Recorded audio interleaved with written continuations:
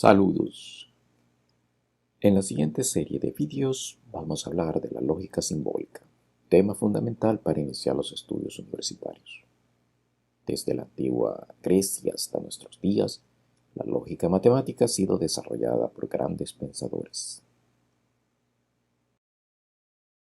cada uno incrementando en su tiempo las ideas que se irían convirtiendo poco a poco en la lógica matemática de hoy. Pero, ¿qué es el razonamiento lógico? Una mirada de lo que ha sido, es y será la podemos encontrar en la literatura de ciencia ficción mediante personajes que han llevado al máximo el pensamiento lógico, como el señor Spock de las series y películas de Star Trek, o el detective Sherlock Holmes, que resolvía casos policiales con su inteligencia deductiva. Y no son los únicos, pues han existido diversas series televisivas de detectives que explotaron el concepto del razonamiento lógico en cada episodio. Llegados a este punto, empecemos entonces desde el principio. Para entender la lógica matemática, debemos partir de lo más elemental en la interacción humana, la comunicación. En ella existe el ente transmisor que genera un mensaje que puede ser hablado o escrito. Si bien es cierto que existen otros medios de enviar un mensaje, para nuestro caso nos quedaremos con los dos ya indicados. Este mensaje, por supuesto, será recibido por un receptor que lo procesará en su pensamiento, analizando si lo que acaba de leer o escuchar es cierto o falso. En definitiva, nos centraremos justamente en los mensajes que pueden generar únicamente esas dos conclusiones en el receptor. En el análisis de los problemas a los que nos enfrentaremos en lógica matemática, habrán mensajes que no se pueden concluir que son ciertos o falsos, por lo que decimos que son frases sin validación. Como por ejemplo, pásame la sal, por favor. En esta frase se están haciendo una solicitud que nada tiene que ver con que sea verdadera o falsa. La frase "¿dónde está el puente?"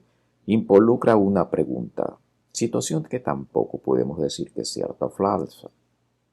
Así otras frases que denotan un orden, prohibiciones, gustos o deseos, en fin, cualquier mensaje que no se pueda validar como cierto o falso no será parte de nuestro análisis y se deberá descartar si es que aparecen dentro de un texto. Ahora bien, las frases que sí vamos a analizar porque se pueden validar como ciertas o falsas se denominan proposiciones. ¿Qué es proposición? De acuerdo al diccionario de la lengua española, la proposición desde el punto de vista matemático es una enunciación de una verdad demostrada o que se trata de demostrar. En el libro de Fundamentos de Matemáticas para Bachillerato de la ESPOL, en su tercera edición, se define a la proposición como una unidad semántica que o solo es verdadera o solo es falsa. Es decir, que no puede tener ambos valores al mismo tiempo. En definitiva, la proposición es aquella oración o frase que enuncia una realidad o hecho, mismo que puede ser calificado de verdadero o falso. Por ejemplo, la frase "los números naturales son enteros" puede ser calificada de verdadera, siempre y cuando se tenga conocimiento del concepto de número natural y número entero. 7 días tiene la semana es una oración que puede ser calificada fácilmente sin mucho conocimiento. 7 más 5 es igual a 12 es otra oración que es verdadera en el contexto general en que se suelen comunicar las personas. Pero si nos expresamos en el contexto del sistema en base 8 y no en el sistema decimal, la misma oración pasa a ser falsa. En la frase que se muestra sobre los asteroides, su calificación está supeditada al conocimiento que tengamos del tema.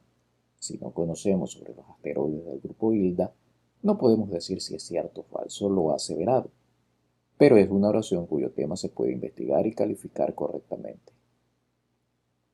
Asimismo, la última frase depende de nuestro conocimiento sobre constelaciones, pero igualmente se puede investigar y calificar. La proposición entonces tiene ligado un valor que puede ser verdadero o falso. De ahora en adelante el valor verdadero le asignamos un 1 y al valor de falso un 0. Esto se suele hacer así porque en algunas aplicaciones como los circuitos digitales, el verdadero representa la presencia de voltaje, o sea un 1, y el falso la ausencia de voltaje, o sea un 0. Veamos un ejemplo tomado del libro Los Tres Mosqueteros, del escritor Alejandro Dumas. Este párrafo se puede descomponer en sus oraciones más simples que enuncian ideas concretas.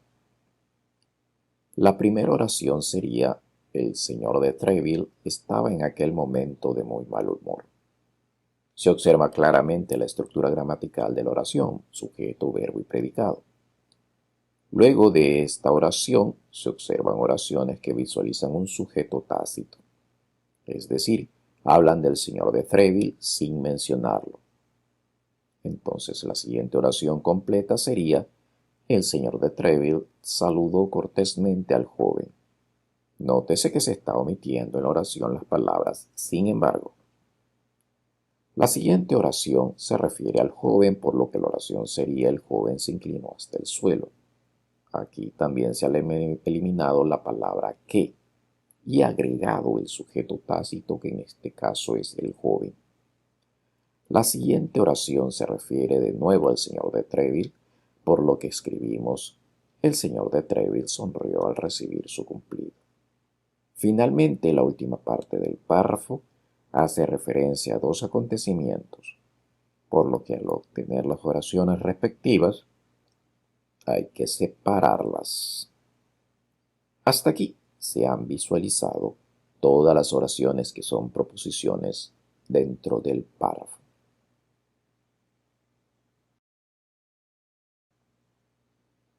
Ahora bien, en el campo de las matemáticas es un poco molesto trabajar con las oraciones para analizar estructuras grandes como los párrafos. Es por eso que a las proposiciones se las suele representar por letras del alfabeto, por lo que nuestro ejemplo anterior quedaría así. Si estamos trabajando con varios párrafos en los que aparezca, por ejemplo, varias veces la oración "el joven se inclinó hasta el suelo" o algo similar a esta idea, usaremos la letra C y no la oración como tal. Además, si en el contexto se ha determinado que C es verdadero, por ejemplo, entonces durante todo el análisis no puede cambiar su valor de verdad. Las primeras letras del alfabeto son las que normalmente se usan para la representación simbólica de las proposiciones. Ahora surge entonces un inconveniente, pues si vamos a trabajar con proposiciones que ya tienen fijo su valor de verdad, por ejemplo lo que decíamos de la proposición C, entonces no podemos analizar las distintas posibilidades que pueden surgir en estructuras grandes. Es algo parecido a la manera en que aprendimos a sumar. Se podían escribir tablas de sumas, pero para aprender el concepto de suma había que dejar de lado los números y pensar en variables. Aquellas letras que representan cualquier número, como por ejemplo x más y igual a z. Normalmente en el álgebra se suelen usar las letras x, y y z, aunque también se suelen usar otras como la s o la t. Para nuestro caso de proposiciones, generalmente se usan las letras a partir de la p en adelante para trabajar con variables proposicionales. Veamos un ejemplo de cómo podemos visualizar todos los posibles valores que pueden tomar las variables proposicionales. Tenemos la proposición A, y como sabemos que es verdadera, podemos decir que A es equivalente al valor 1. Noten que no se coloca el símbolo de la igualdad, sino el de la equivalencia. Esto es porque a la proposición A no se le asigna el valor numérico de 1, sino que equivale a lo que hemos dicho previamente sobre el significado de 1. Esto es, la proposición A es verdadera. Ahora, si juntamos la proposición con cualquier otra proposición para formar una frase, podemos analizar los distintos valores que puede tomar la nueva frase en el contexto completo. Como no interesa qué diga la nueva proposición, le colocamos una variable proposicional, por ejemplo la letra P. Esta variable proposicional puede contener cualquier cosa, como por ejemplo, me falta tiempo. La palabra pero no forma parte de la nueva proposición, solo se usa para darle sentido a la frase completa. En el siguiente vídeo veremos cómo traducimos esta especie de corrector. Otra proposición podría ser 52 semanas tiene el año. Y así podemos tomar diversas frases y juntarlas con nuestra proposición A. Analicemos las distintas posibilidades que podríamos tener al juntar la proposición verdadera A con cualquier otra proposición representada por la variable proposicional P. Por ejemplo, tomemos para P la proposición me falta tiempo. Supongamos además que nuestro interlocutor nos está mintiendo sobre el hecho que le falta tiempo. Entonces, para ese caso, la variable P tomaría el valor de falso, mientras que A sigue siendo verdadero. Ahora, tomemos para P la proposición 52 semanas tiene el año, que sabemos que es verdadera. En este caso, tanto A como P son verdaderas. Lo que acabamos de construir es precisamente una tabla con los posibles valores de verdad que podrían tomar tanto la proposición como la variable proposicional. Cada fila es independiente de la otra, pues la variable proposicional no puede ser verdadera y falsa al mismo tiempo. Analicemos lo que se conoce como tabla de verdad. Si tenemos una sola variable proposicional, como por ejemplo la R, la tabla constará de dos filas, únicamente, pues solo dos valores puede tomar la variable R. Si incrementamos una variable más, por ejemplo Q, entonces tendríamos cuatro posibles casos. Y si aumentamos una variable más, la P, el número de casos sube a 8. Esto nos indica que cada vez que incrementamos una variable proposicional, el número de casos en la tabla se duplica. Con esto concluimos que para saber el número de filas de una tabla de verdad, simplemente usamos la fórmula 2 elevado a la potencia n, donde n es el número de proposiciones. El uso de las tablas de verdad es relativamente fácil hasta con tres variables proposicionales. Pero si usamos más de 4 variables proposicionales, la tabla se hace muy grande para poder manejarla.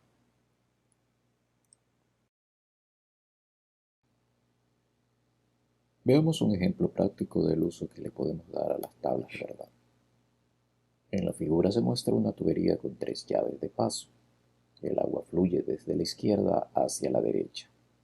A cada llave le hemos dado por nombre una letra A, B y C. La proposición en este caso sería la llave tal está abierta. Como en el ejemplo que se observa, la oración la llave A está abierta sería falsa, pues las 3 llaves están cerradas. La tabla la construimos con 8 posibles casos, pues tenemos 3 llaves, por lo que al calcular 2 elevado al cubo da un valor de 8. Para el caso mostrado, las 3 llaves están cerradas, por lo que trabajamos con la primera fila de la tabla. Al visualizar cómo fluye el agua, obtenemos un bloqueo en la llave A que impide la salida por la derecha. Concluimos entonces que el agua no fluye y por lo tanto la proposición fluye el agua es falsa. En el siguiente caso tenemos la llave C abierta y las otras cerradas. Por lo tanto la proposición C sería verdadera y las otras serían falsas. Al fluir el agua por la izquierda, no importa que C esté abierta, sigue sin pasar agua.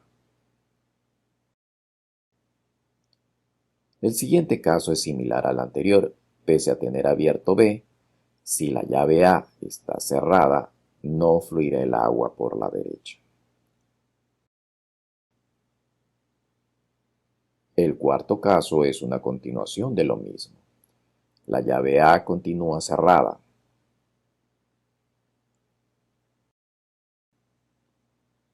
A partir del quinto caso, la llave A se abre, pero si las otras dos están cerradas, el agua no fluirá por la derecha.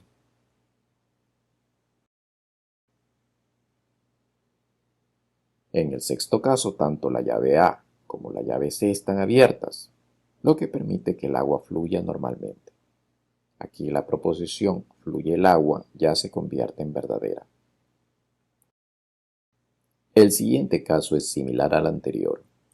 El agua fluye a la derecha. Finalmente, el último caso es con todas las llaves abiertas. Es más que lógico suponer que el agua fluirá sin contratiempo alguno.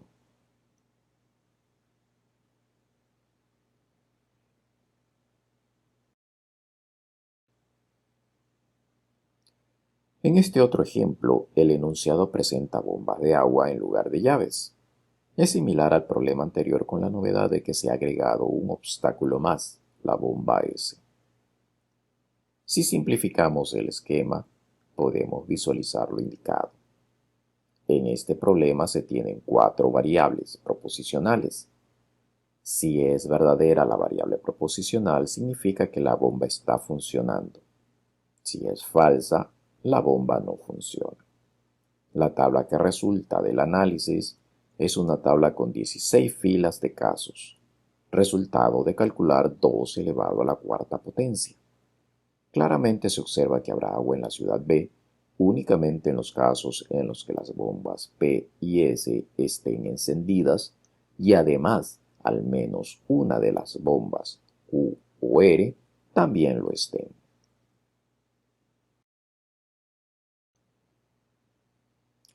Hemos visto entonces que un párrafo puede ser construido juntando varias proposiciones, por lo que en este punto podemos decir que hay dos tipos de proposiciones: las simples, o también llamadas atómicas, y las compuestas, o también llamadas moleculares.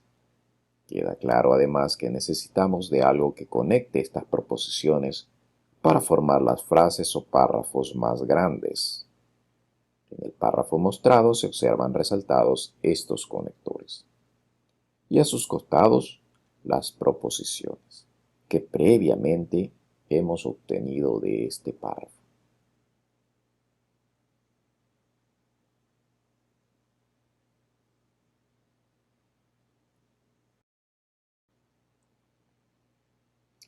Estos conectores son como los enlaces que unen y forman las moléculas, por lo que en el siguiente vídeo analizaremos estos conectores y su influencia en el valor de verdad de las proposiciones compuestas resultantes.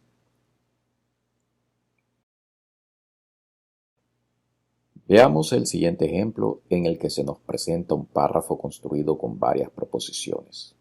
Conforme a lo ya visto, la primera proposición es: el 1 de mayo se celebra el Día Universal del Trabajador. Le asignamos la letra A. La segunda proposición es: el 13 de abril se celebra el Día del Maestro Ecuatoriano. Le asignamos la letra B. Luego la siguiente proposición es: la fundación de Quito fue un 6 de diciembre. Le asignamos la letra C. El 31 de octubre es el Día del Escudo del Ecuador. Sería la siguiente proposición con la letra D. A continuación viene una oración que está compuesta por varias ideas. Por lo tanto, la vamos a desglosar en una proposición que indique: el mes en que se independizó Guayaquil fue junio.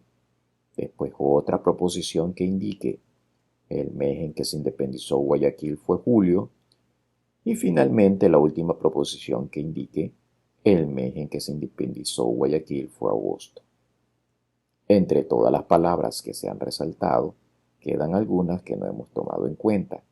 Estos son los conectores.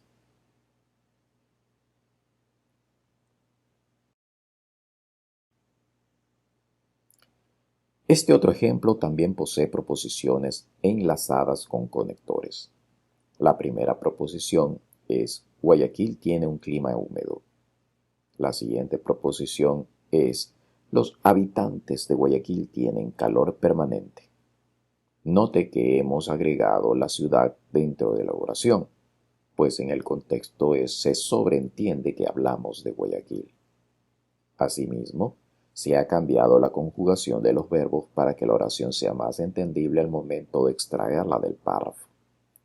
La siguiente proposición se extrae eliminando la palabra no, quedando la temporada corresponde a una época lluviosa. Se hace de esa manera porque el no cambia la idea de la proposición, por lo que también es un conector.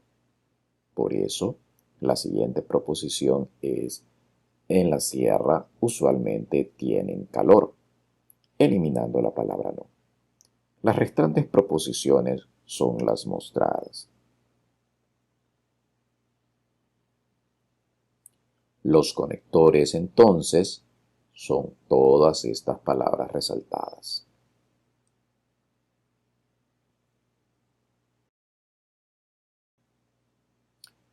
Y con esto terminamos por el momento con este tema. En el siguiente vídeo analizaremos los conectores que construyen proposiciones compuestas y las diversas maneras en que se presentan dentro del contexto de una frase o párrafo. Además, aprovecharemos para introducirnos un poco en la aplicación práctica de estos conectores en los llamados circuitos digitales. La referencia de los temas vistos en este vídeo es el texto Fundamentos de Matemáticas para Bachillerato de la Facultad de Ciencias Naturales y Matemáticas de la ESPOL, tercera edición. Hasta la próxima.